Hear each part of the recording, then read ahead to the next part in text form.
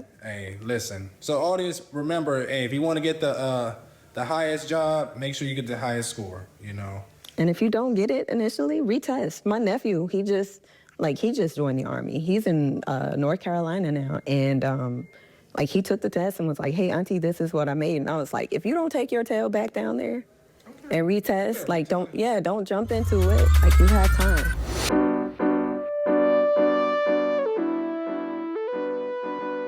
Welcome everybody to another edition of the Tech Woke Podcast. I am your host, Chris. I'm an RMS specialist inside the federal government space. And in today's podcast, as you can see, we changed it up just a little bit. But today's podcast, we're going to have not one, but two great guests on the podcast today. We have two of them. One name is Jordyn, one name is Tiffiny. Both Jordyn and Tiffiny are both cybersecurity specialists. They've been in the field for at least 5 years. I would call them SMEs. That's what we call them in the field, right? So they're both founders of the Stats on Stats podcast. They're both master's degrees holder. And without further ado, welcome to the podcast. How y'all doing today? Wow, that was an intro.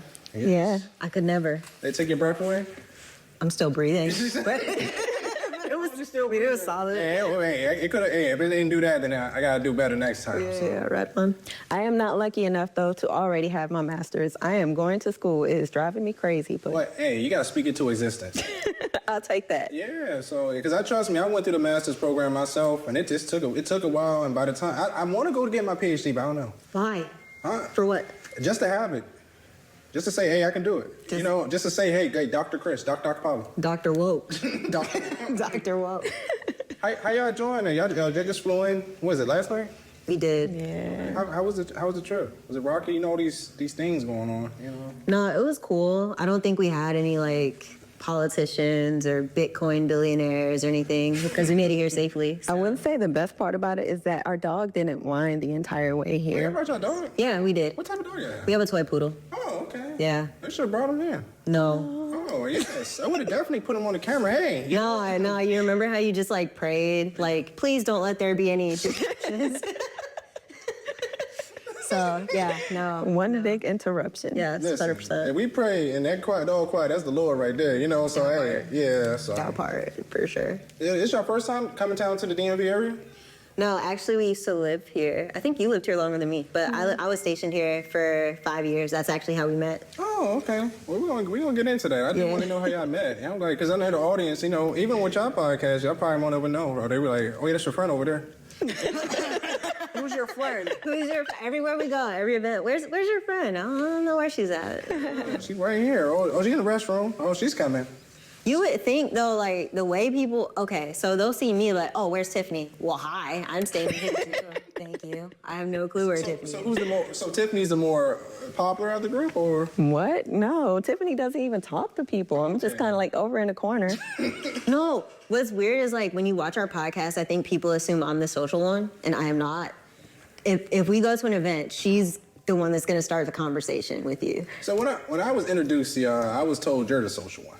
Really? Yes. Thank you. That's what I was told. And you've been the social one. We talked, and y'all both have personality, but okay. Thank you. I'm just tapping into my training. I was a recruiter, so I didn't have a choice but to talk to people. Okay, so you was kind of forced into it. He was like, Yeah. So anyways, let's get back on track. Okay. Come on, I'm sure you've got notes. Okay. We're gonna get into it. So, for both of y'all, just tell me, what was your beginning in around your high school life? How did y'all dabble in tech in high school? But just talk about a little bit more your early life. Yeah, for sure. So, interestingly, my dad, he's got his degrees in computer science. So my whole life we had computers, but no, I was never interested in tech. I thought I was going to be a surgeon. I had no interest at all. It wasn't until I dropped out of college, joined the Army, that I ever even started to think about tech. But yeah, growing up, doctor. Yeah, and I thought I was going to be the female Matlock. Okay. So, yeah, and she always brings this up, but I used to work in tobacco fields, so I had... Are you country? Where you from? This tiny place called Blackshear, Georgia. Oh, Blackshear, Georgia. Okay, so you was over there really, you was if I'm trying to my dream is to get a farm, so I'm gonna hit you up for some advice. Don't ask me. I tried to get away as fast as I could. That's actually how I ended up in the Army. Okay. So from reading your bios, I kind of seen for both of you, Tiffany, I seen for you specifically that you said, oh, that was your dream since day one. Was that your dream? That's what The Army? I saw it on your bio. The Army. Yeah, you wanted to serve. Yeah. Okay. So I don't know if you've ever known any 13-year-old that's like, oh, I'm joining the Army and I have it all planned out. I was going to join the Army. They were going to pay for college. I was going to be a lawyer, a judge on the Supreme Court of Justice, and also a teacher after all of that. None of that's what happened except for the Army, but yeah, I had it all planned out. Okay. I didn't listen. When I turned 18, right? My father was like, "Hey, you turn 18. Hey, you want to join the Army?" I was like, "Yeah, I ain't want to." But I do low key regret it because I could have got my clearance. I could have, got into the field, experienced with different people. Yeah, so that's the only thing I regret not doing that because it helps build those benefits. So y'all both went into everyone go to the military after high school? I did. She did not. Okay. No, I didn't. I went to college for 2 years, Okay. and then I wanted to drop out, but my parents wouldn't let me. And so I was like, well, I'll show you. So I dropped out and joined the military. So you're being rebellious. That's literally what happened was I wanted to take a gap year. But, my parents were like, gap year, sit at home and eat. And I'm like, no, it's gotta eat. Yeah. Work some. Yeah, exactly. So they weren't trying to let me drop out. So recruiter came in and was like, hey, do you want to have your food paid for and your house paid for? Yes. Let's do that. So yeah, that's how I did 2 years of college, dropped out, and joined the military. Okay, so when y'all was both in the military, did y'all get into cyber or IT? What did y'all do? You can go first. Whatever order y'all. Yeah, so I wanted to go in as medical, and they were like, we don't have none of those. Either you could be a truck driver or do radios. So I did radios, actually. And then while I was in the military, after that, I went to White House Communications, and we did a lot of IT, and that's how I got introduced to cybersecurity and stuff like that. Oh, okay. So y'all both met at the White House? Yeah. Oh, in DC? Yeah. That's an amazing job. Yeah. Oh, okay. I love that. So y'all was just like, oh, you look good. Right? You look good. Hey, what's the? Well, then. How many do you have? Over each other at the White House? No, actually, no. I was actually married at the time, so no, I was not doing that at all. And you were not. I was not married. But you weren't single. I was not single. So we were friends. Okay, just friends. We were just friends. Oh, okay. And then I deployed. And then somehow she just ended up in Tampa when I came to Tampa. Oh, somebody's stalking. So it wasn't big. Basically, it didn't actually happen until I was pretty much getting out of the military. So we met, we were friends, and it just went from there. Okay, no, I love that. So a lot of people, when they looking at the military, they hear all the bad stuff about the military. Can you give some of the benefits about joining the military and how it can benefit your career in tech? Ooh, man, I'll start with, I always thought that I needed to do something that would keep me from going back to the tobacco field. So one of the biggest things is you get that independence. For me, I came right out of high school and I was worried about having to cause a burden on my parents, them trying to pay for my college, them trying to, help me out, help me get a car, stuff like that. So for me, it was a matter of being able to have kind of that independence and know from the 1st and the 15th, I was going to be able to take care of myself and there would be a paycheck coming in. After that, there was school. You don't go to a college, but they pay for college and also they give you on-the-job training. So you always kind of have somebody there with you, mentoring you, the hierarchy of the Army, the military, or whatever. You always kind of knew where to go to get the information that you needed. So for me, I think there was always kind of that structure that I needed coming out of high school. What about you, Jordyn? What's your take on that? I think joining the military is great. College is great, but comparing the two, with the military, you have the opportunity to go to college and work full-time, right? So not only are you getting your education paid for 100%, but you're also getting that work experience that's going to translate for when you get out of the military, as opposed to, that kid who goes to school for 4 years, comes out, has no work experiences, I have all this debt, and, so I think military is great. Everybody should do it if you can. Yeah, and then also I wanted to highlight, with clearances, I know how valuable clearances are. You can get a secret, top secret, full scope. Those can help increase your pay. Can you kind of talk about some of those benefits also? Yeah, for sure. And it's one of those things, I feel like for me personally, it was dumb luck, right? Because I wasn't even going in thinking about tech. But yes, clearances are huge. Getting a job that requires a clearance, that translates really well, especially when you get out. Because as you know, it's super hard to get someone to sponsor it. It's right? extremely hard. Right. Yes. So if you can get it done in the military, you absolutely should, because it leads to so many opportunities out there, and it's job security long term. Yeah, because like even with me, I had a friend of mine, she knows what I'm talking about, and she went to the reserves recently just so she can get her clearance and just get her life in the right direction, and with the military is able to, the VA loans, they're going to pay for the security plus, and then also training. Like, you can get like almost all the certs just in the military if you take it right? Yeah, you can. As long as, and I always tell young people, like, especially when they're first going in, I'm like, make sure you're getting your school paid for, your tuition assistance, any certifications you can take them. Like, as long as, for the most part, as long as they apply to your job, especially in IT or tech, they'll give them to you. You just got to ask. You got to know what's asked for. And from your perspective, I have different perspective because I'm a civilian that worked with the military, and I don't know. A lot of people don't want to join the military, and I'm talking to that kid that I was back then, is because of the authoritative, or it can be a little aggressive. Can you kind of explain that experience for y'all? Like, how did y'all deal with that, or how can you give me, give some things that can help the audience understand if they are trying to join the military? I'm laughing, but I remember leaving, my mom saying, they're going to yell at you, let it go in one ear and right out the other, just like you do for me. I always felt like it was any other job. Like, you're going to have some good days, you're going to have some bad days. And at the end of the day, I felt like the community or our team or our organization, we were all trying to go in the same direction.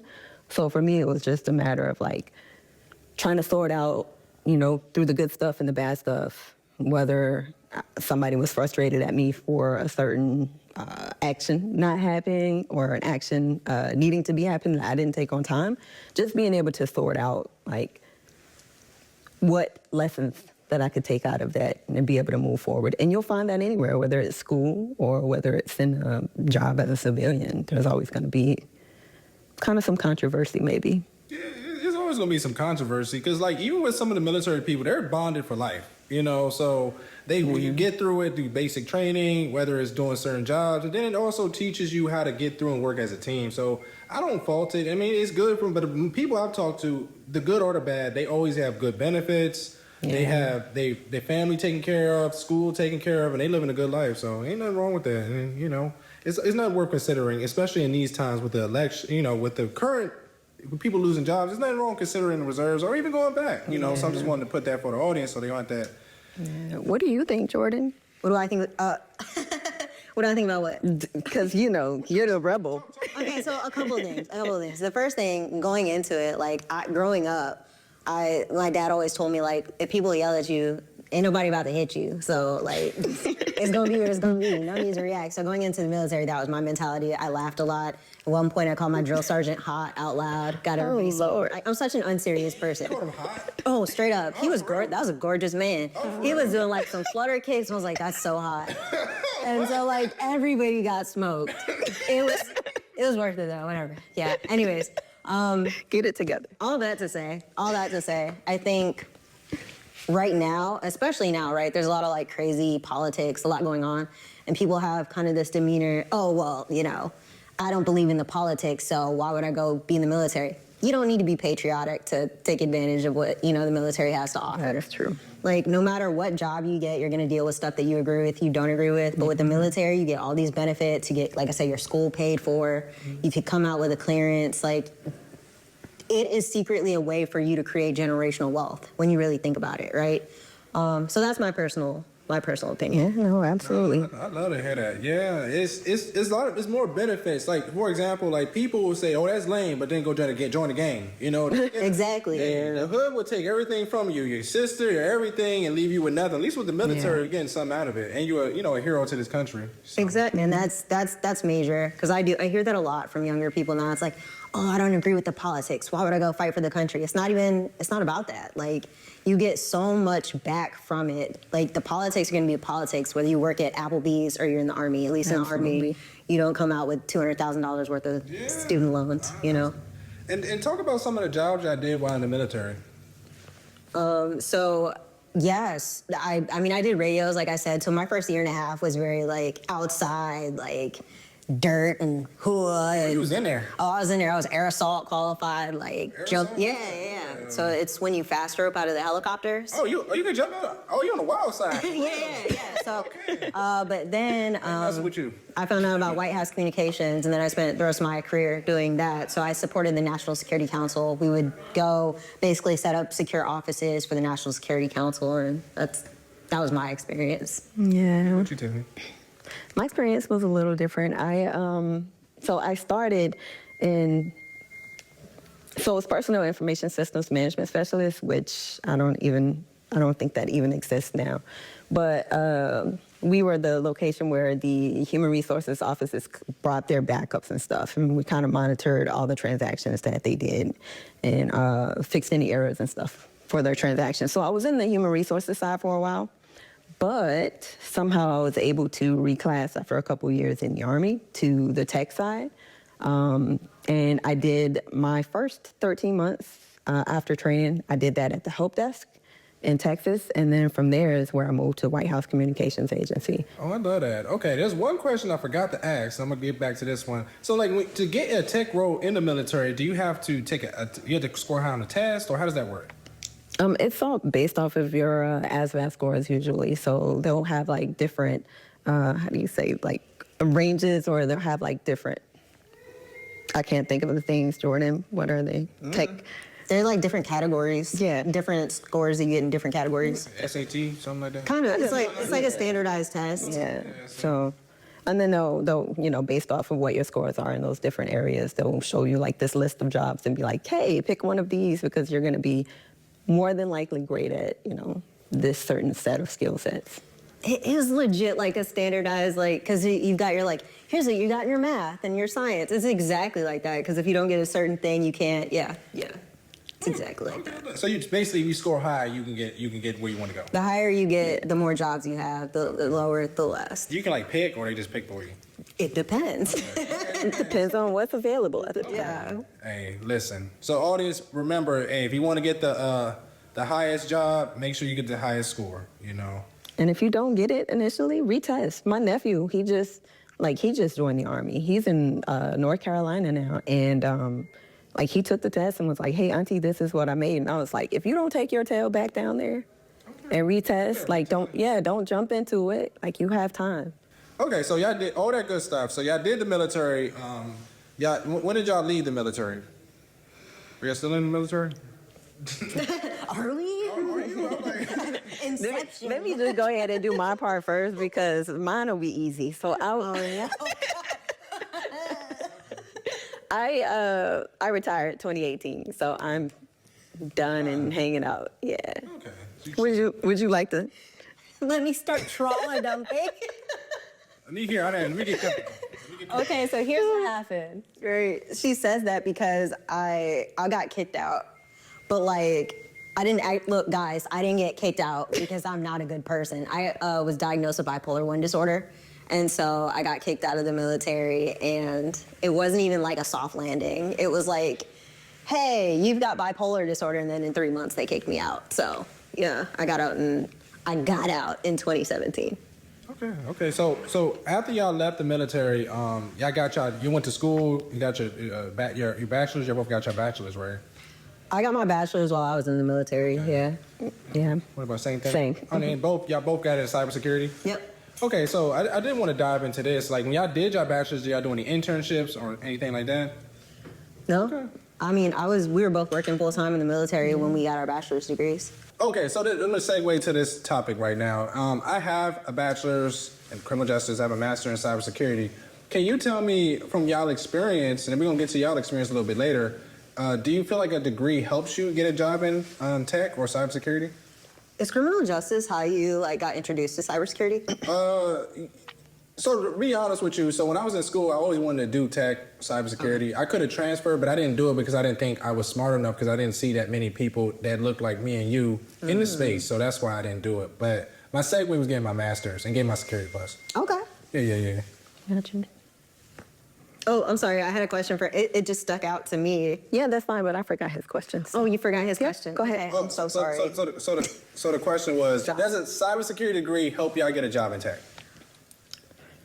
I'm Well- over here, like, I feel like it can vary. A lot of times people are looking for certifications. Like, at the end of the day, experience is really going to be a big thing.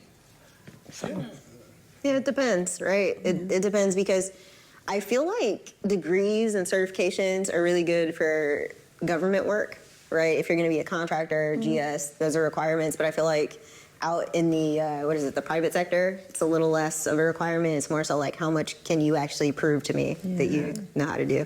Yeah, 'cause from my experiences, I used to when I was getting into tech, I got both. I got the masters, and I didn't get no job calling me back until they get the certifications, you know. And then two, I had the certifications, but I didn't have no experience. So then when I had to focus on what I wanted to do, that's when I got a job. Because a lot of people do that. They'll be like, "Oh, I can't get a job. Well, I'm just gonna get a degree." I'm like, "The degree ain't always gonna get you where you need to go." And I'm a person that has a degree. That degree helps you get more money. From my experience. see, yeah, I don't know. I just feel like I might be a little out of the mix of it because I came right out of the military. And I think for me, that was more helpful. Like, I worked for the government right afterwards. So, Gotcha. Yeah, because like even now, like the money I was able to get, the money I'm getting now in a certain field only because I had a degree. Because they was like, "Oh, you don't got your CSSP." They was looking for more of that. You know what I'm saying? Really? Yeah, they didn't care about the degree, but they used the degree to justify certain things. It might be different too because you're more in the GRC world, right? RMF. You know, RMF. yeah, Okay. Yeah, so. It might be a little bit different as well. I don't necessarily know because I feel like with RMF, it's a lot more tedious. It's more tedious. It's tedious. It's very really tedious. Very document heavy. Yeah. Very process heavy. Because you was telling me when we first talked, I feel like you just scaled out everything in your life. No, I do not. But when it comes to this, I do. But I'm like, nah. But I do. This helps me deal with people more because I've done RML. I literally deal with people all day, so I know how to deal with everybody. Everybody has different personalities. You just gotta adapt. Yeah, That's yeah, true. but and to me that makes sense. Like RMF is very, I would say, like I said, process heavy. But then you think about other positions, like maybe you want to be a cybersecurity analyst or a detection engineer or something like that. It's a little more hands-on, a little bit like because I hate that people say that RMF is not technical. It is, but there's just a difference in terms of like what you're doing with your hands, right? Yeah, it's technical. In my opinion, like I have meetings when I'm talking to like an AO or something, and I have to literally tell them how this thing works from the bottom up. So it just depends on your definition of technical. Some people technical means doing the actual. Right, exactly. Yeah, so it just depends. But you ain't gonna get me. You ain't gonna kind of confuse me because I know what you're talking about. You know, so I'm not one of those. You know what I'm saying? Yeah. I know what you're talking about, but I'm not technical like y'all are. Yeah, so to me, like that makes sense that a degree would like play well and translate well in that regard. But I feel like for like cybersecurity analyst or like a detection engineer, I don't necessarily know how it would translate unless you're doing something really like SANSy, like unless you go to like SANS and all your stuff is like hands-on labs and you get a degree like that. I don't know. That's a lot of money. Yeah, I'm saying. Already it's funny when you said Yeah. I was like, yep, that's my bank account. Yeah, but they have like, what I'm not about to do is lie. But I think they have, they have SANS Institute or whatever now. So if you have your GI Bill, you can go to school and solve the SANS certs and stuff like that. But then I think they also have like some kind of repayment program or whatever now. So where you don't actually have to pay it back until you start making money as a cybersecurity professional. That's good. Yeah, But I'm probably lying, so You gotta check. Everybody. Google. yeah. So we're gonna go into two different topics now. So how did y'all meet? Like, I mean, y'all told me how time? y'all met in the White House. How did y'all start dating and eventually got married? Time. So our recollection of meeting are not the same. Okay. She met me a year after I met her. So I met her when we were playing football. There was Playing football. So there was What y'all be into? there was a flag football team. Okay.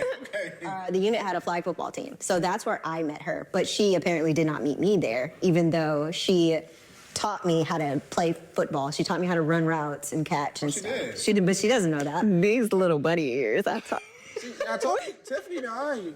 So, that's what I was just with. She doesn't remember any of that. But that's when we first met in like 2013, 12, something. But she doesn't remember that. She remembers meeting me a year later. So should I even say that? You met me in Ireland? Were we in Ireland? Yeah.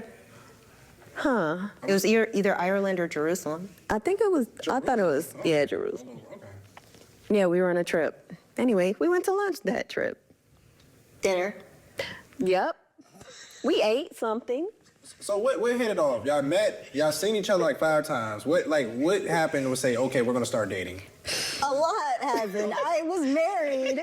So you got a divorce. You got a divorce. Okay. Yes, I got a divorce. She was no longer in a relationship. Yeah, I was all the way across the world, just in Afghanistan. So I left Afghanistan and came back to Tampa. Like, we were always cool, though. We like, were friends. Yeah, we were always kind of cool. She was hilarious to me because everybody was like, this little fireball is frustrating. But she already said, like, she's kind of a rebel. It's kind of like, you're not just going to tell me, you know, something and me not be able to have my own response. Like, I have a mind. And so people were a little frustrated with her. So, but we kept in touch, and again, somehow she ended up in Tampa. Okay. So Tampa had with the dinner. There was a lot. See. Okay, listen, because like it really isn't like we just started it. Like we were really friends for a long time. Like there was a lot of hanging out in between then. You know what I mean? As two people who were just really cool friends. Okay. So like we went to concerts as friends. You know what I mean? Like we hung out several times as friends. So like when we started dating, it wasn't like it was Just this huge jump. thing. You know what I mean? It was, now we were hanging out and we also were dating. Okay. So. I got you. Okay. People want it to be like this, but it really is like a long drawn. So you're the fireball and she's calmed you down. I would say so. Okay. So that's how. Aw. Okay, Yeah. I got you. Yeah. Just so the audience can know, and then y'all got married, what, 2 years ago?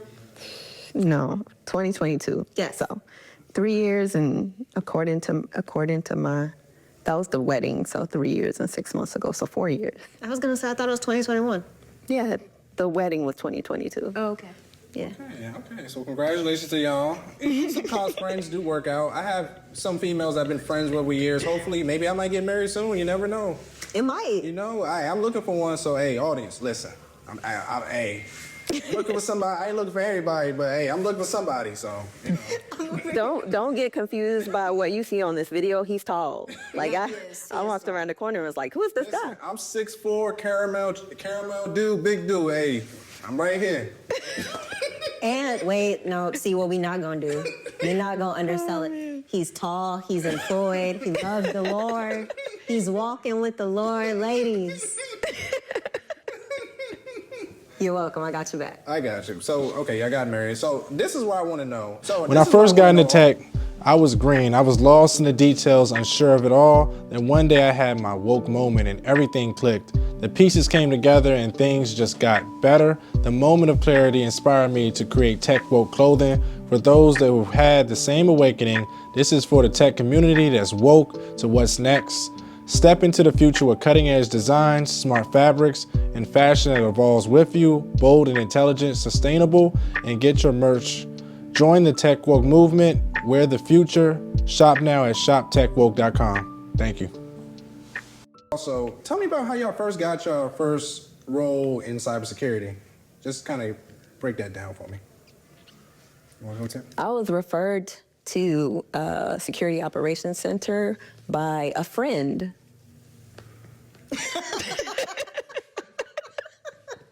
You're welcome. No, so we both started in the SOC, but Jordyn was working there first, and she was working at the help desk prior to that. And I was coming up on retirement from the Army, and so she already knew like certifications. She was like, hey, this role realistically needs a certified ethical hacker. You already have your Security Plus. That should be something that's beneficial to at least possibly get you an interview. So for me, like I rushed out, and you were already mentioning this before, the Army will help you to get certification. So I did a program through the Army to help me get my CEH certification. And with those 2 certifications, and I handed her my resume. And I will say that her team lead took a chance on me because I didn't have the experience. I mean, I had, some tech background. I knew about like security and everything, especially from doing all the security from those trips with the White House Communications. But yeah, I think they took a chance. And that was our first role in the Security Operations Center, sitting. No, okay. Oh, that was a high five, babe? Oh, there's more? Oh, man. But yeah, we were sitting like in the same office, like from one end of the desk to the other. We were just on different corners. Okay, and that was the same role you took on too. Yeah, pretty much. Okay, so I had to plug. I mean, what can I say? So I just want to highlight two things to the audience. You always you have a good network so you can have opportunities like that. The military definitely blessed them with an opportunity to increase their network. Another thing, you also to the audience, make sure you just apply. Sometimes you don't need to be fully qualified. You know, like you said, it was CH. You know, and you had your Security Plus. So just and what would y'all thoughts be on that also? On what, the CEH? Just like, or just this advice? Just being ready, just being ready. Just put yourself out there. And like, I think one of the biggest things right now, and I keep seeing it all over the internet, but just to emphasize, be willing to go into the office. There's a lot more opportunities, especially now if you're willing to go into the office versus looking for remote roles. I like that. Yeah, no, I hear that too, because I coach some people. I don't like coaching. I ain't gonna lie. I don't like coaching people, because I'll be like, man, I could do something else with my time. But when I do coach people, I will tell them this. Like, they always want to, I keep hearing remote. I said, when my first job, I had to be in the office for 3 years. I'm like, what makes you qualified to be a remote? And then you don't even know what you're doing. Yeah. You know what I'm saying? Like, so I'm like, listen, if you're talking about that remote, it's going to be hard. You know, you might, because I don't think y'all know about this. There's a lot of scams on LinkedIn for remote. Really? Yeah, so Not just on LinkedIn. They're sending me text messages going, hey, you're interested in this role? We do remote. I'm like, remote? Okay. Blocked. Remote coming dead now, so. Is it that vague though? I have this remote. Oh, no. No. They give you the whole spiel in the price. Blocked. Oh, okay. You don't get those? I do, but like I thought you were just like, oh, you want this remote job? I'm like, that's it? They don't give you like a detail or nothing? It's not that deep. Anyway, but yeah, I think now being willing to just go into the office is going to open a lot of doors for people for sure. But yeah, shoot your shot. Even if you feel like you're not qualified, shoot your shot. True statement. Like, people would when they trying to get at somebody or somebody look attractive, you'll always be hitting your DMs. Then you better hit them DMs and them recruiters, DMs also. So that's why I would tell the audience also. Yeah, for sure. Okay, so tell me about your work history. Tell me about all the jobs that y'all done over the years. How far back are we going? Just give me up until now. You don't have to go in depth, but just brief. Yeah, for sure. So, like I said, I started off in the military. I was doing radios, like CommSec repair, like literally fixing radios. From there, went to more like actually putting together Cat5 cables. And then did cybersecurity analyst for a few years, was a Splunk admin for like a minute, and now I work at Elastic as a consulting architect, which is essentially professional services for people who work with vendors, so.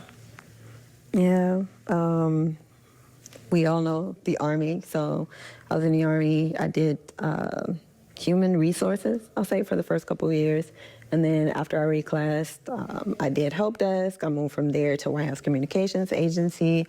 I deployed from there. So really, between White House Communications Agency and my Tampa role, I was working at as a task lead. So not necessarily tech at the time, just kind of managing tasks for organizations, making sure everybody was kind of going in the same direction. And then from there, I went to my final duty station. Yeah, final duty station. And that I pretty much did the same thing that we were doing for White House Communications, but on a smaller scale. We had a general and his team that we basically moved about and set up offices and everything for there, and did customer support for them while they were on ground, and then returned back to our home base. And then Security Operations Center that I told you about, and from there I moved over to where I'm working right now as incident response. So basically managing, pulling together teams whenever there is an incident, and kind of trying to get everybody to figure out what we need to do to respond and get back to normal operations. I love that. There's both of those jobs are needed. Are y'all both in GovTech space, or are y'all just private sector? Private. Okay. I get to say yes and no. I get to say yes and no because I work private, but I work for like U.S. PubSec, so I support government entities and stuff like that. Okay, so you still got your clearance? Yep. What you still utilizing? No, I'm not. Just need it for groceries. I got you. I would say, Tiffany, don't let that go though. Don't let it go, or is it already gone? It's gone. It's gone. That thing's gone. It's gone. Yeah. Gone with the wind. Oh my goodness. Let off, folks. You gonna cut that out? No. No, you won't. No. Okay, just let it play. Okay. Yeah. Okay, so I have two different questions for both of y'all. Y'all have some great jobs. I thank the Lord that I know majority about instant response. I don't know nothing about that, but we're gonna get into that. We're gonna get in yours. But can you kind of break down what an incident response analyst does? Yeah. We do a lot of things. Incident response life cycle right now. Go. Girl, preparation. Mm-hmm. Okay, anyway. So Yeah, I don't even know. Hey, RMF, tell me the RMF steps, I got you with 3. You know, so, but I understand. no. So what do we do? I'm trying to think of, should I do all of it? Just think about it in broad. Yeah. Okay. So basically, we are the people who respond. We're the first responders when somebody believes that there may be a security incident in the network or on a database or system or something.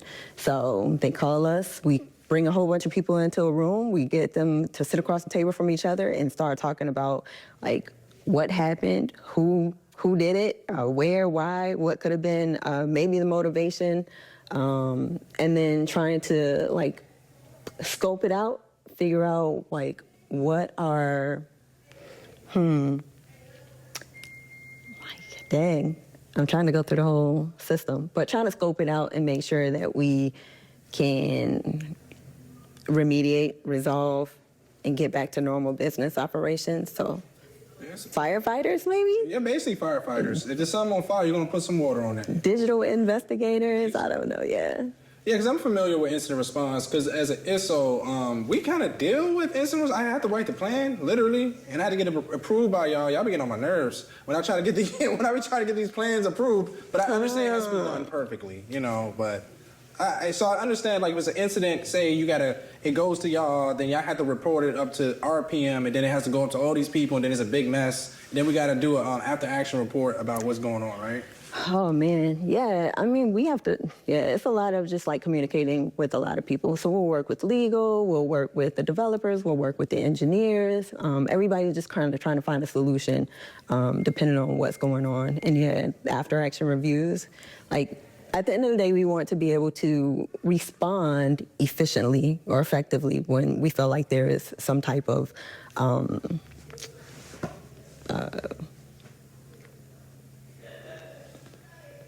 Attacker threat, vulnerability. Yeah, we're trying to figure out a way to respond when there's some type of threat to the environment, and then being able to make sure the organization can continue working. Okay, I love that. Can you kind of? I know you kind of explained it. Can you kind of tell me some of the day-to-day life with a job? Yeah, absolutely. I talked about it a little bit before, but collaborating with people. So I'll start my day a lot of times just trying to communicate with maybe the legal team, making sure that they have all the information that they need to make notifications if there's something that they have to do in terms of breach notifications, working with the developers, understanding where they are on their task actions in order to maybe put some configurations in place that'll help protect us, layering our defenses, something like that. We'll talk to the leadership teams, making sure they're up to date, because a lot of times they have to make decisions as well. At the end of the day, if there's an incident in our organization, they have to make decisions as to whether they have to communicate with people. So communicating with those communications teams so that they can get the word out to our internal organization or our external people. So it's a lot of collaboration throughout the day. It's a lot of emails. You gotta talk to different people. I know you be burnt out doing all that sometimes. Yeah, that. And then it's, some days are fun because we're responding to alerts and stuff like that, right? Our team also, we have a Seminosaur, which is, where all of those security alerts will come to from, say, your firewall or Active Directory or any of your other security tools. We'll receive those and respond to those alerts and try to figure out the context of it, and if we need to escalate that out to an incident and start the process all over. Okay, so can anybody do this role, or is it more immediate? You got to have a little bit of experience to become an incident responder. I didn't necessarily. I guess I had the SOC experience, so that kind of gave me an idea of like what went into the actual process from detection through mitigation all the way through lessons learned. But I guess it just depends on where you are in terms of the team. I would feel like being a part of the SOC would pretty much give you that experience of like understanding what the process is and give you kind of some leadership in terms of what direction you would have to go. Okay. Well, Jordyn, we're right here. I didn't run on the incident response lifecycle. I wrote a whole song. I do know it. I never said I didn't know it. No, I never said I didn't know it. I'm just playing. I wasn't here. I was waiting for it. But okay, but Jordyn, tell me about your role. About my role. Okay, so just like a quick backstory. So when I was a cybersecurity analyst, I played with Security Onion quite a bit. I don't know if you've ever heard of it. Okay, yeah, I played with Security Onion a bit, and I really liked Kibana and like the Elastic Stack.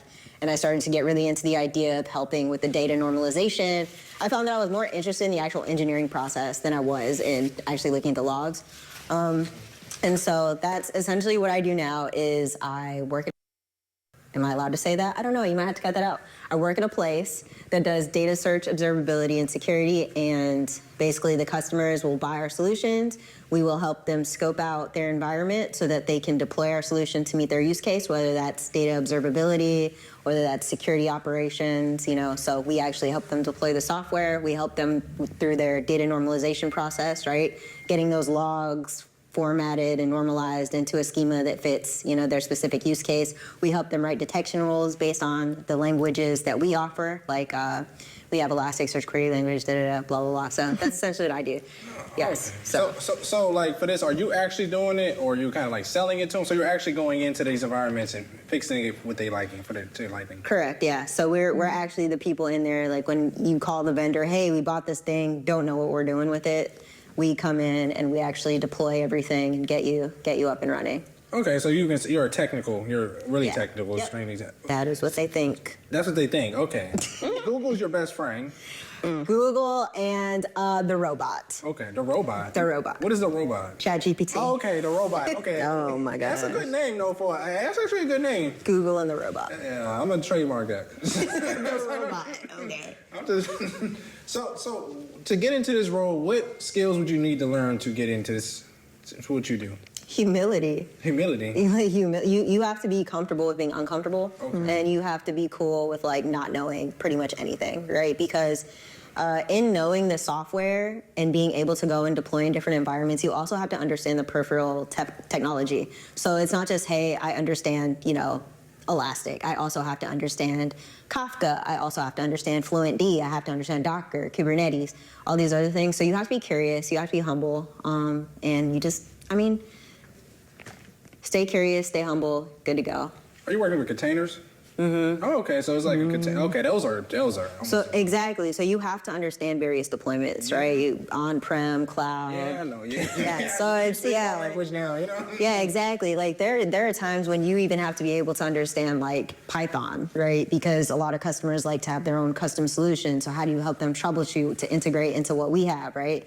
So you have to be curious and you have to be humble. Yeah, and then you have to be able to adapt to what their needs are. Because, like, for example, in the government space, if somebody's trying to go to the cloud, for example, then you have to do it in a certain way, won't break their systems. Exactly. Yeah. Exactly. And government, gosh, it being air-gapped. Oh, air-gapped? Add creativity to that. Because a lot of government entities are air-gapped, right? So you got to be creative, too. So like this role, do you got like a Security Plus, or do you have any other certs for this role? I have over 11 or 12 technical certifications, but that's just because I find that I end up getting certifications because I have to learn a different piece of technology that goes along with my job. It's not so much that it's a requirement, it's just a way for me to guide my learning.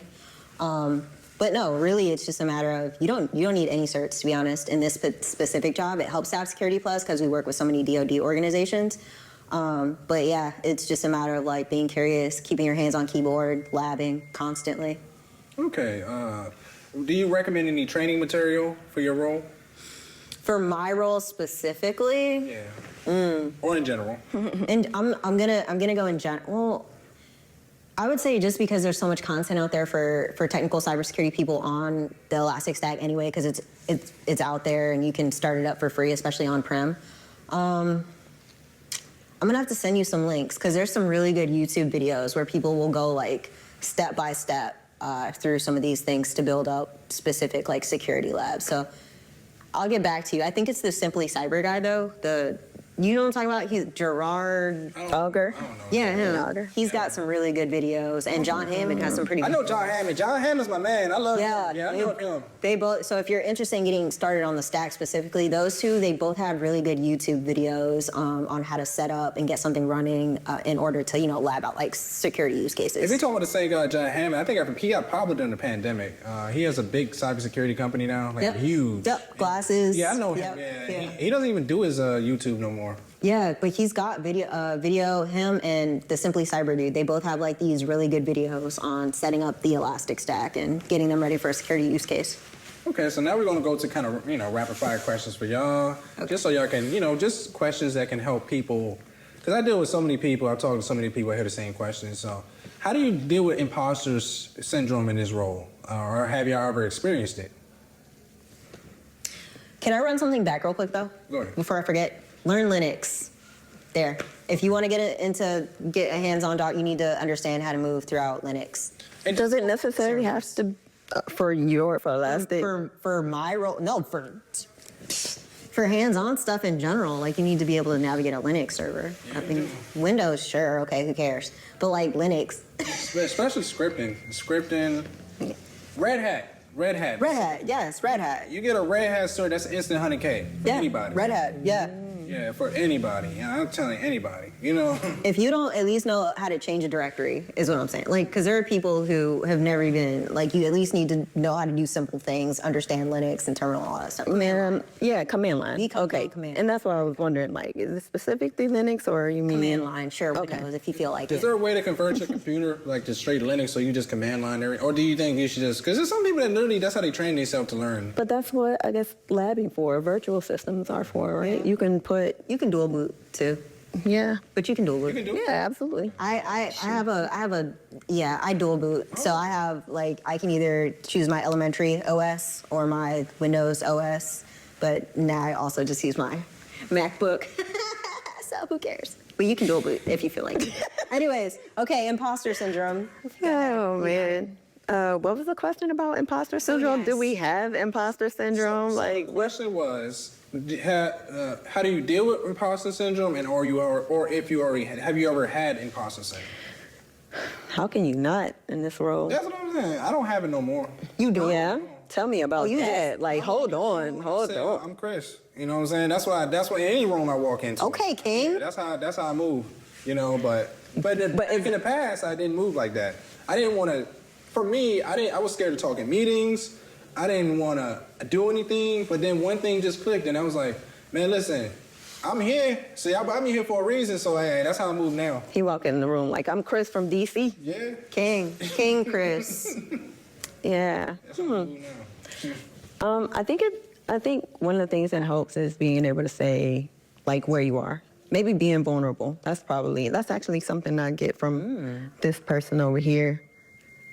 Being vulnerable, but being able to be vulnerable in front of your team members and say where you feel like your strengths are, where you feel like your weaknesses are. And it doesn't have to be like I'm walking in the room and, hey, I'm Tiffany and these are my weaknesses. But just, being able to, one of the things I do with my team, I'll say, when it comes to, one of the things I do with them is if we're working through an investigation and there's something I feel like I'm really shaky on this requirement here.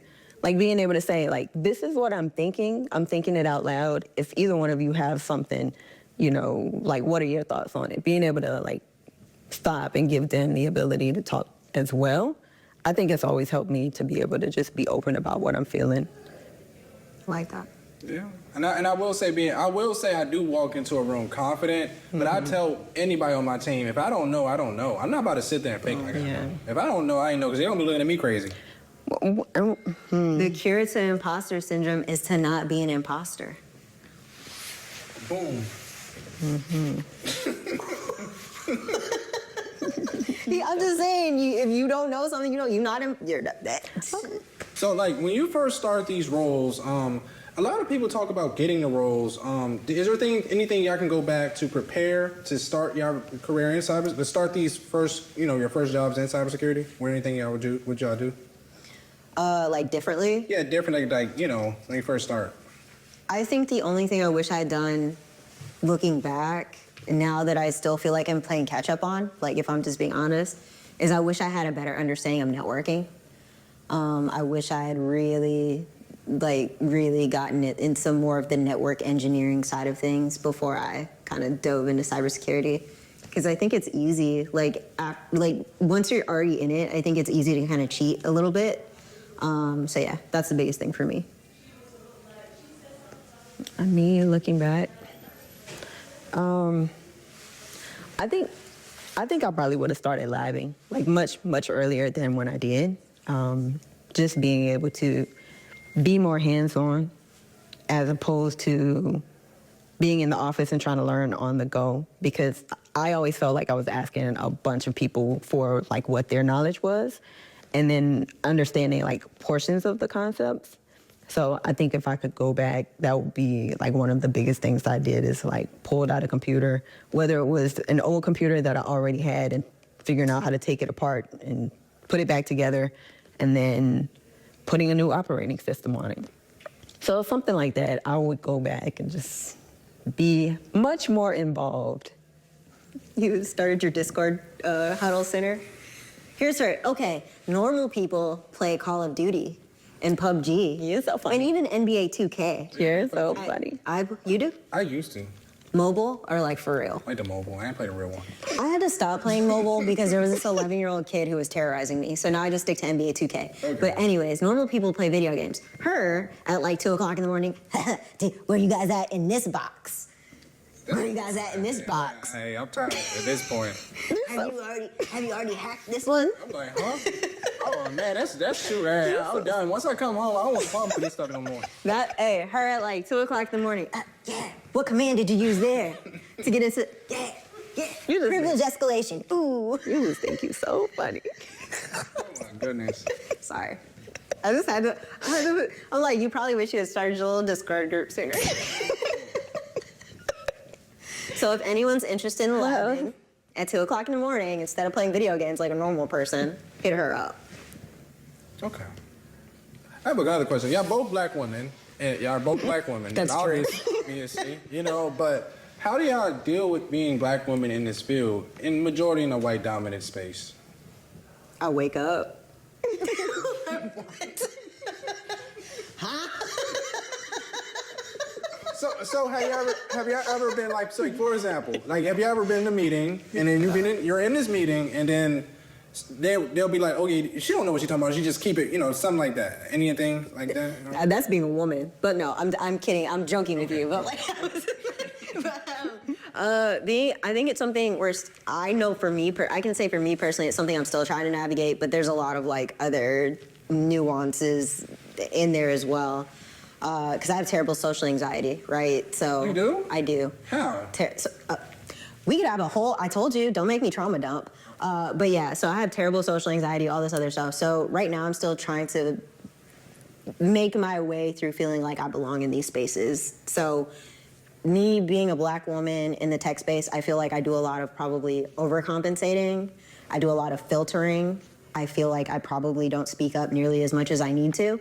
And that's something I'm still trying to navigate. So when I get to the other end of that, I'll let you know. But those are, I would say, probably directly the result of being a black woman in this space. Yeah, I'd have to agree with all of that, seriously. Yeah, because I have a manager. I've been knowing this girl for a long time. She's my supervisor currently. And even with me, I know she deals with a lot being a black woman in this space. I literally have to defend her. I'm like the Debo. I go handle the situation so it don't even get to her, you know? So trust me, I know from, you know, dealing with it and her going through, sometimes she don't have nobody to talk to. And sometimes I'm helping her, but I don't understand her fully. So that's the main thing a lot of people deal with. So I just want to make sure I ask y'all that. Yeah, no, But that is great. Thanks for being an ally for her, you know, and that is helpful too, to know that there's somebody like that you can go to and have those discussions and know that somebody does have your back. That's helpful. No, I appreciate you. You know I'm like 6'4", so if I walk up to your desk, I'm like, so what you talking about that vulnerability that we need to add? We need to make this compliant. I'm like, and then we just talk about this, and that's what I do. I don't do it in that aggressive way. I just say, hey, how you doing? You know, something like that. But that's what I do to help her. But again, I'm not going to understand everything that women go through. yeah. I think there's like there are like these certain like niceties that are like residual effect from like the Great Migration, right? Of this is how you act in public, right? And then you really stay tapped into that, especially as an adult, as you go throughout your life, and then you're in these really, really white spaces. So even it's such a strange, almost like insecurity, right? To know that you are actually faking it. You know what I mean? And so that's something I almost feel like I have to fight too, is like you know that you're being fake. Because you have to, because it's what you've been taught, right? Hey, when you're out in public, this is how you act. When you're in front of this group of people, this is how you act. And so like, you're 30-something years old and you're like, I should be me, I should be comfortable being me. But then you're in these other spaces where you're like, well, no, but it's okay for me to be fake in this space, right? So I feel like there are just so many things we could talk about in this regard. Yeah, and two, I want to tap in on that. Like, even with me, I used to be so freaking fake. I'm not even going to lie. I'm talking about like, I'm trying to, y'all watch the Boondocks? You know, Yes. Black guy in the suit? Yes. That's how I used to be. Right? And I'm like, I can't do it no more. I turned 30. I said, I don't care. If this person can come in here with peach hair, I said, then I can come in here and just be myself. And that's what I started doing now. And I'm at the point now where I do such a good job. I mean, I have something to back it up. They can't just fire me. But, but again, either way, even if I were, I want to be myself. So we got another special guest. Deshay, how you doing? Good, how y'all doing? We're doing good. You know, you're always in the background. I know, they pulled me into the camera for some reason, but I'm gonna try to do what I can. I love that. I love that. So we were talking about being a black woman inside the tech space. We know you're in tech. Can you kind of explain your experience, just for the audience now? I would say my personal experience, I've definitely resonated with a lot of what they're saying. I think there's definitely like intersectionality with like one being a woman and then two being a black woman in the space. I would like to say that a lot of like the stereotypes or a lot of the things that I do, I think I put a lot of pressure on myself to be perfect or to be more knowledgeable, because I think if I'm not that, any negative thing that I do is not only going to be a reflection of me, but be a reflection of any other black woman that comes in the space. So I think I put that imposed pressure on myself, and a lot of times I stress myself out doing that, even though if I get a lot of great feedback at my job and people telling me I'm doing a good job, I think I tell myself I could do much more. And so somebody gave me like great advice, like if you're constantly trying to improve yourself, you're doing a lot better than a lot of people that are in there. A lot of people want to be stagnant. They're cool where they're at. They don't want to grow. They don't want to improve what they have. So I try to tell myself, try not to put a lot of pressure on myself when it comes to that. But there's definitely been some cultural differences. I've definitely had a hard time communicating with people. I was just talking to my husband about that the other day. Like, sometimes I feel like, am I speaking English? Like, I feel like I'm saying something to y'all and y'all just don't understand what I'm saying.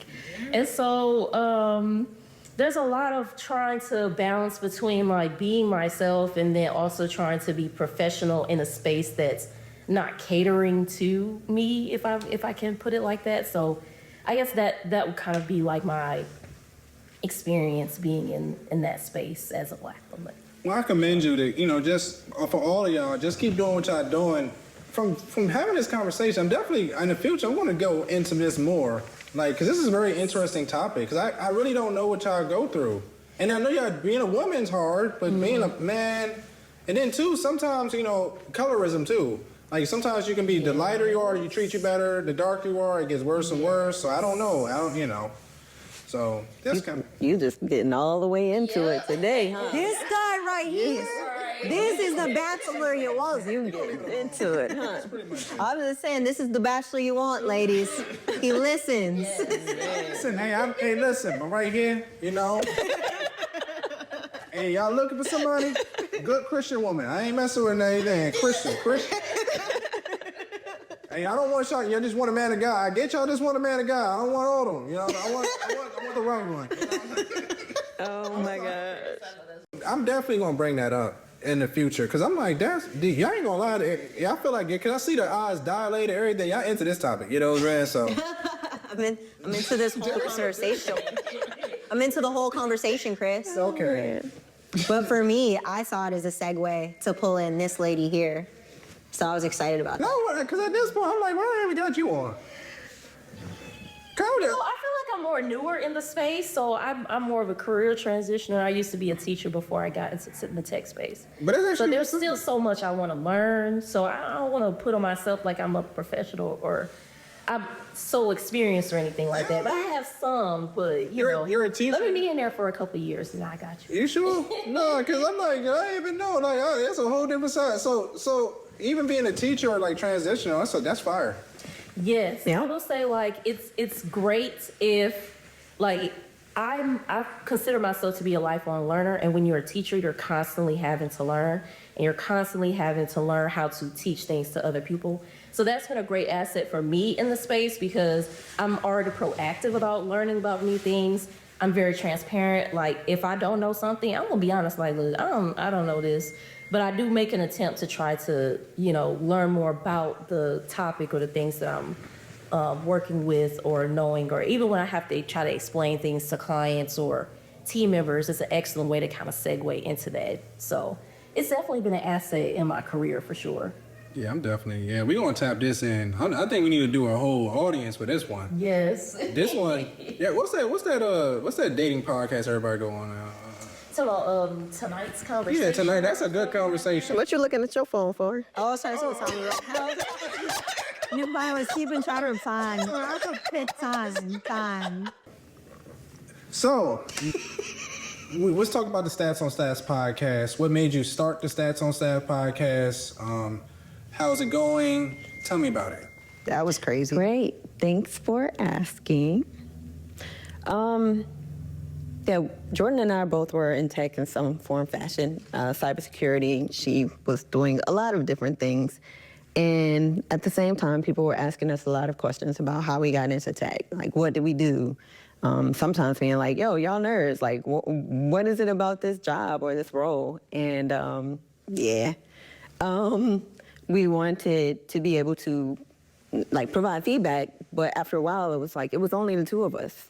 And being able to give feedback, we felt like we couldn't do it justice by it just being us. So we got together, we talked about it a little bit, and we felt like a podcast would be a way to not just give information from our perspective, but to pull other people in who are doing great things in, the IT space, technology, security, AI, all of these things. There's so many people doing so much stuff and so much great work that we wanted to be able to share their stories and their resources, because it might just take one person to see you being able to do what they want to do, to like have them have the belief in themselves that they could do it. And so now we have a podcast. No, we just copied you, Chris. Nah. We said, oh, that tech woke looks fire. Let's do it. Let's do that. Y'all been doing it for like 2-3 years. Was it 2-3 years now? No. It just started. We started December 2023. We started at the same time.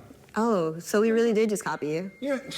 And it's that one. Y'all have a very good podcast. I like how you incorporate music. I love your color grading. I don't know who does that, but their color grading is beautiful. Thank you. It's immaculate. I like how y'all make more personality with it. I'm all serious. I'd be like, tell me about your birth. So give me your birth certificate. Who's serious? You? Yeah. You serious? Yeah. On what days? Today?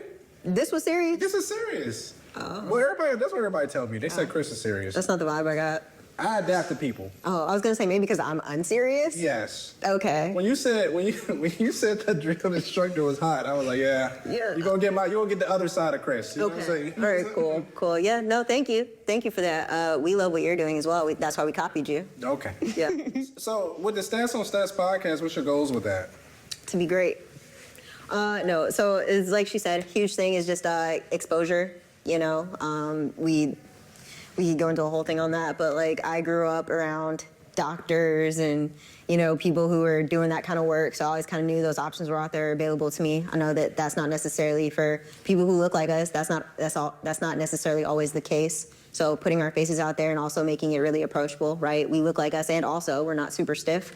And right now we're expanding. We just started a digital magazine called Code and Culture, which is an extension of the podcast, but it gives us the opportunity to also incorporate more of the tech community. So we're building a collective, man.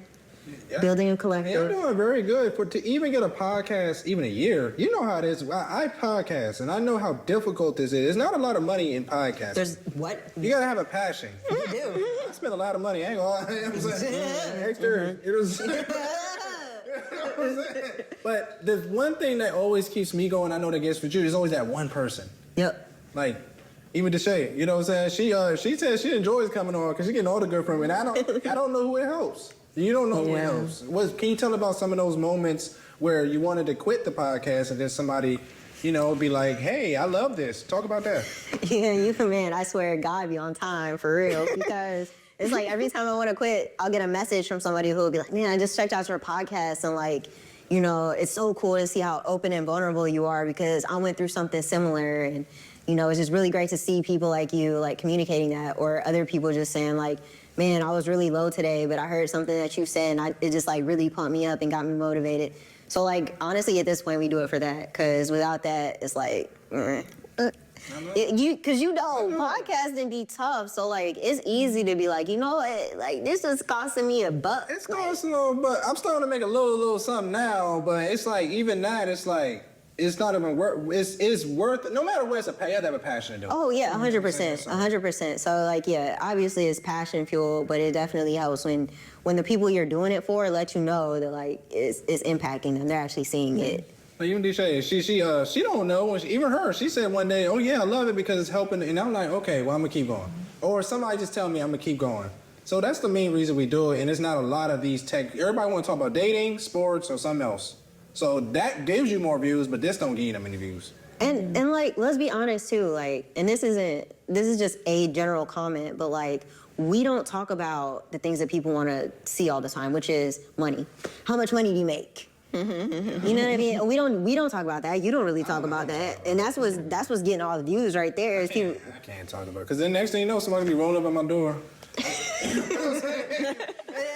And that's what's getting all the views. So it's like not only like that's how you know we really have passion, because we're not focused so much on the clicks, but we're focused on just like the genuine connection and conversation and stuff like that. Because we both know once you say money, man, I'm trying to tell you, say money, your bills go up like 5,000, 10,000, but I don't want to focus on the money. Exactly. It's not about the money. Again, you know, being, you know, it can go left. You can make a lot of money doing that, but maybe it depends. You can use it as marketing if you want to, but you gotta be strategic. But you gotta kind of. I would just ask the guys, hey, what's the range? But even that, I don't like asking, because that's not really what I'm here for. You know? Yeah, it's to me at this point, I feel like, especially I talk to a lot of my peers, and it's like at this point in your career, after you've done it for so long, you get to like that 10-year mark. If you're only doing it for money, you're burnt out anyway. So money can't be the focus of the conversation, especially at the very beginning of your career, in my opinion. I understand. So make sure you check on the Stats on Stats podcast. It's a very good podcast. It's on Instagram, YouTube. You can go check it out on LinkedIn. And it's a very good podcast, so check it out. It's very fun. It's very fun and it's different. You know, it's a different take, you know. But just make sure. Check out Tech Woke too. So also too, like, do you have any other big business ventures that you have? Like I said, right now, big push for Code and Culture, our digital magazine, which is the extension of the podcast. Don't want to talk about any other side hustles at this time. Okay. What I will say, check out Code and Culture. It's definitely, you know, check that out. You know, you got to help us struggling the podcast. I'm just playing. I'm not. Feel free to hit my Cash App. Oh man. But make sure you check on Stats on Tat. You said Code and Culture. Code and culture. Code and Culture. So just make sure y'all check that out. And check out their clothing. Y'all have clothing also. We do, but really just look at the podcast and code and culture. Okay. Got you. Okay, so we're going to the last two questions. First off, where can the audience find both of y'all? LinkedIn. Instagram, LinkedIn. What's the name? Facebook. Do mine is LinkedIn is just -T Bryant. So. My LinkedIn is Jordan Short 127850. I don't know. Just look me up. And then our Instagram is @statsonstats.io, and then LinkedIn is Stats on Stats Podcast. Yeah. Okay, a couple more questions. Okay, so what is your goals for the next 5 years? Be retired and black. Okay. Be retired and black. What about you? Wait, before we go to you, Tiffany, Okay. what are your goals for the next 5 years? My bad. I'm gonna do you separately. You gonna get your own episode now. Oh, Lord. I'm gonna get your own. That's up to you if you want to do it. She's our guest. We invited her. She's our +1. What do you want to do? My goal is eventually to be a manager at my current company that I'm at now. I do want to be able to bring more people that look like me into the space and be able to support them in a more managerial role. So that's my goal, is to eventually work my way up to be a manager, and then hopefully be able to start something to where I can go back to my roots, working with the kids, and kind of be able to get them to come into tech.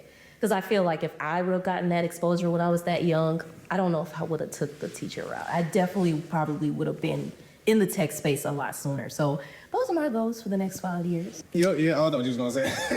Okay, go ahead. Okay, and me for the next 5 years. So I've actually started getting interested in cybersecurity engineering. So I always wanted to do penetration testing, but as a part of this role, I'm kind of interested in doing some engineering.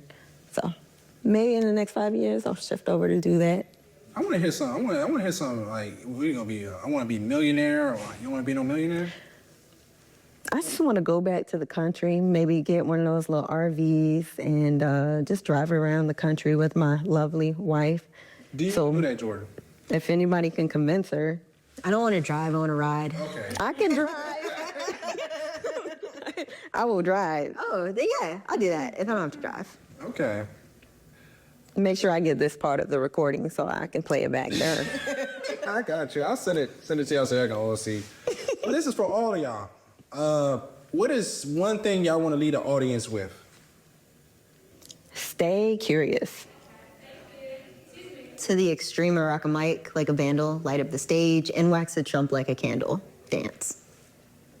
I would say strive for progress, not perfection. I love all those quotes. So make sure y'all stick with those, audience, so y'all can keep going in y'all cybersecurity or tech in general careers. I appreciate having Tiffiny, Jordyn, Deshay the special guest. Our +1. +1. And I appreciate all of y'all. This is one of my funnest podcasts I ever had. I had a lot of fun. This is gonna get me through the rest of the day, and I appreciate all of y'all for coming on this podcast. So. Thank you. Oh, thank you so much. you. Thank you for inviting us. Yes. We appreciate it. Just to know, we just linked on this Instagram. I was like, let me just reach out. See how it is? You know? It is. So this is a great podcast. Okay, so we're gonna close it out now. Thank you, everybody, for watching the Tech Woke Podcast. Remember to like the podcast, subscribe to the channel, comment down below. Make sure y'all check out the podcast on all the podcasting platforms, and make sure you leave a review. Remember, also check out the Tech Woke Podcast website, get some merch, and also join the school community, Tech Woke School Community, so you can learn some different things about cybersecurity, GovTech, and GRC. And remember, everybody, to get 1% better every day. Peace out. I'll see you on the next one.